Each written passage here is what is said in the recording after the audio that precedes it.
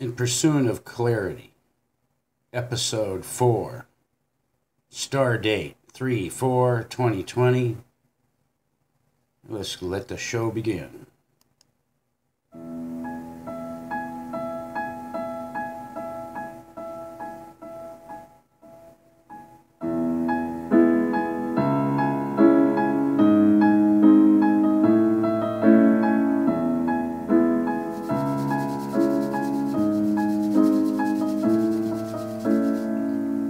Hello, and welcome to Episode 4 of In Pursuit of Clarity. I'm titling this episode on the importance of controlling our environmental influences. I was lucky enough to live in Paris for a few years a while back when it was still Paris. I recall a specific moment in time on one of my many random, directionless exploratory walks. I recall analyzing the shift in my mindset as if from the outside looking in, caused by a cumulative of sensory inputs. Smells from the bakery and pastry shops wafting down the alleys, the radiant smiles of children playing in the periphery, the warm sunlight on my skin, a beautiful violin echoing down the cobblestone streets from the distance.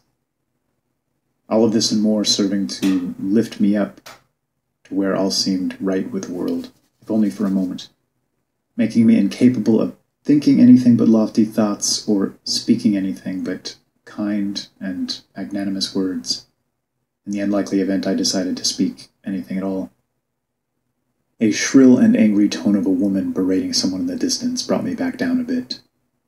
Catching a glance of a face locked in an angry and depressed expression pulled me down still further.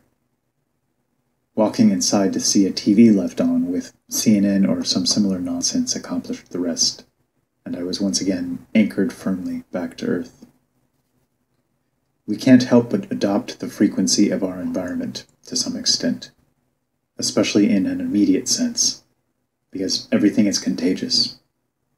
That happiness or anger or sadness or enthusiasm you're feeling isn't something entirely localized within your being, but rather an aura of sorts, broadcast to the world.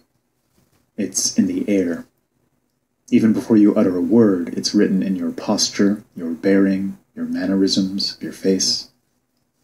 And even regardless of your word choice, it's embedded within your intonation and cadence, your chosen style of delivery of said words. We all communicate to one another in countless nonverbal ways, at all times, some of which are more pure and honest than our verbalized attempts. This fact should cause us to deeply consider our effect on others. But that's not what this episode is about. Instead, I'm asking you to consider others' effects on you. Those of you that have seen much of my work or have tuned into the live stream have likely seen the Aristotle quote, "We are what we repeatedly do." Excellence, then, is not an act, but a habit. Our brains are incredibly malleable and adaptable, even those of adults. Their ability to pick up everything useful from an environment and discard what isn't readily helpful or needed is truly incredible. But they're only able to pull this helpful information and context from the environments we provide. So many of us recognize that we're existing in an age filled with bad air, polluted environments, both literally and figuratively speaking, in which the signal-to-noise ratio of useful and healthy and life-affirming information and context relative to muddiness and confusion and sickly toxicity has plummeted. The world as a whole is becoming more cheap and petty, more superficial and ridiculous. Like it or not, we all breathe the same air from the same atmosphere, which means we all suffer from these macro developments to some degree. But what if we were able to find mountains here and there, the ascent of which allowed us access to crisp, clean air? And even if we weren't able to set up camp near these peaks, perhaps before we headed back down, we could fill our lungs to better survive the inevitable time in the valleys. Might this access to purer air cause us to feel healthier and more alive, more lucid and sharp over time? I've come to believe this analogy operates on two different levels.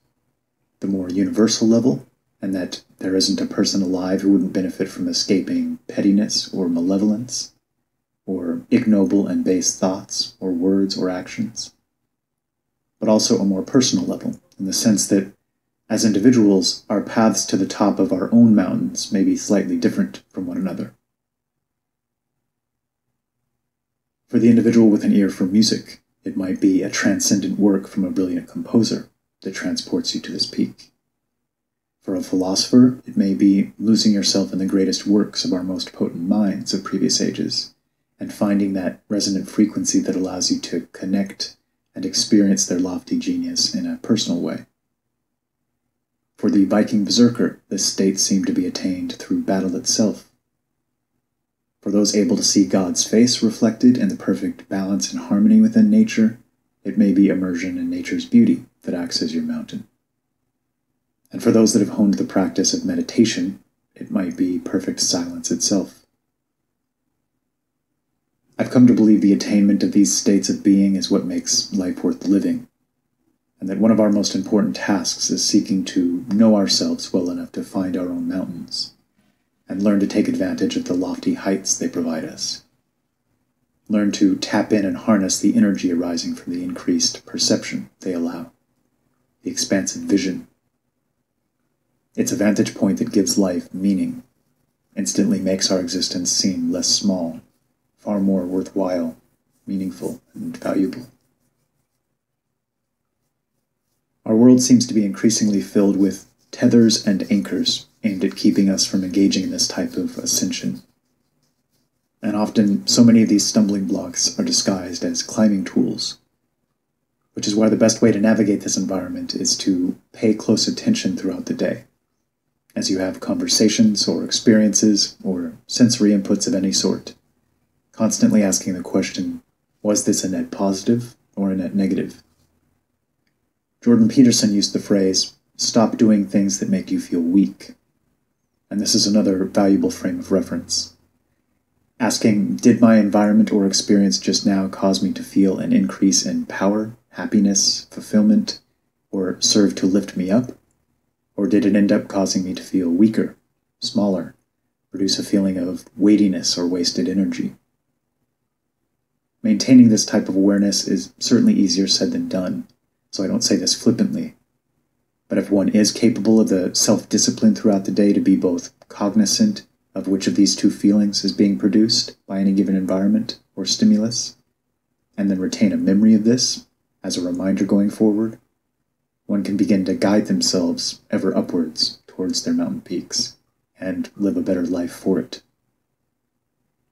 If one spent all day watching reality TV, digesting the manner of thinking and speaking and living of the type of individuals that appear on such programs, they literally couldn't help but walk away being something of a carbon copy of these confused souls over time. And this is roughly analogous to what modern society is doing to us on a meta level. We're surrounded by cheap, tacky, hollow, and soulless garbage, devoid of depth and substance. And it's turning us into human beings with these same traits. Very much like addictive drugs, these habits take a very real toll. Tolls not often discussed because those owning the platforms of discussion are the very people pushing this destructive poison. They have no incentive to cure, and every incentive to poison us further. Discovering just how much we're directly shaped by our environment caused me to make a conscious effort, even force myself initially, to discard lesser inputs and embrace greater inputs, which required first and foremost defining the term greater. Intelligence, courageousness, keen judgment, wit, and creativity. I started seeking out the best examples of individuals possessing these attributes, and reading them or listening to them almost exclusively. After years of being surrounded by Plato and Nietzsche, Dostoevsky and Goethe, Emerson and Thoreau, I can honestly say I find myself far more tolerable for it. Again, everything rubs off. Everything is contagious. That's not to say one could hope to be the equal of an Emerson after a decade or so of swimming around in the context of his creations, but it is to say that bits and pieces of his manner of thinking or speaking, his worldview or values or perspective, will become a very real part of who you are. A good way to think of this is that at any given moment, our environment is serving to pull us upward or downward. And despite what these relativistic charlatans of the modern age might tell us, these up and down, positive and negative valuations can objectively be drawn. No sane person would attempt to argue that pettiness is equivalent to inspired genius, for example, or that spite is equal to love. Adam Sandler is no peer of Aristophanes. Our Billboard 100 list can't exactly be compared to a Bach, Beethoven, or Wagner. As the products and creations we consume become more cheap, mass-produced, and one-dimensional, our character and personalities can't help but follow suit. My hope for this episode is that it might act as a little reminder. A reminder of something most of us know on some level, at least to some extent, but something easy to overlook and lose sight of. Something modern culture seems to be working hard to get us to forget or ignore. If you seek to ascend, aim to take in only those sensory inputs that give you energy, that inspire or fulfill, just as you'd seek out healthy food for a healthier body. And recognize we're completely surrounded by unhealthy temptation. That sugary snack might provide some instant gratification as it's being consumed, but in the long run you'll likely end up paying a higher price than that instant was worth. Fighting against this trend towards the devolution and domestication of mankind begins with our safeguarding ourselves against such processes. So I urge you to be awake, aware, and insofar as you're able, flee from that stagnant and polluted air of the modern marketplace, and in its stead, seek your mountain peaks. Thanks for listening.